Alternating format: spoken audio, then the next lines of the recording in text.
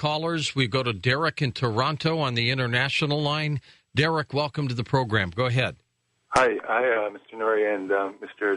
Dispenza.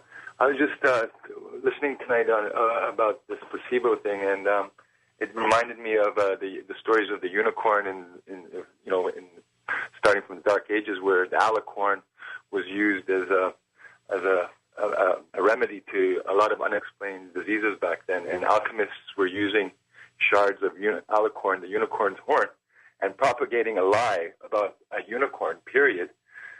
As a they used the horns to treat people, and it was really used for rich people at those times. And it had some results, obviously, because it sort of runs parallel with today's knowledge of placebo. That there's some, the mind, you can trick the mind into healing the body, kind of.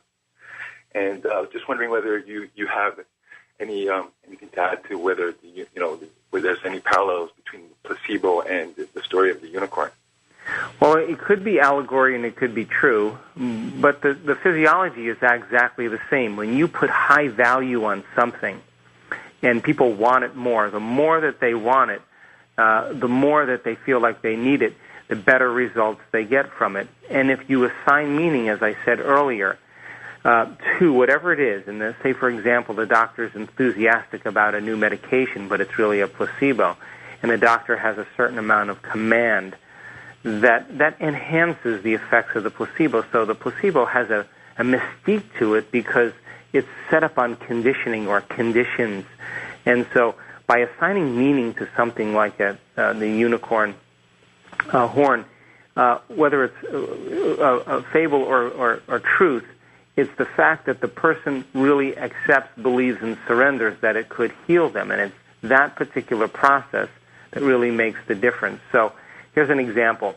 They took a group of maids that were working in the south of the United States, and the group of researchers came along and they studied these maids' actions, and they found out that when they watched the maids pushing furniture around in the day in hotels and flipping mattresses and scrubbing, tiles in the bathroom and pushing carts and pushing vacuums, the researchers realized that the maids were exceeding the Surgeon General's requirement for exercise. Now, they divided the maids into two categories. So in one category, they let the maids continue doing what they were doing. But in the second category, they sat down with the maids and they said, look, you're actually burning more calories than you're consuming. And, exercise is good for your heart. It lowers your heart rate. And it's good for reducing body fat, and it can help you lose weight. And, they went through all the benefits of exercise. Now, the moment the maids began to assign meaning to what they were doing, they never did anything differently. They continued doing the same exact job, but after a month later, they lost weight, they had less body fat index, their heart rate went down by 10 points, and they had greater self-esteem.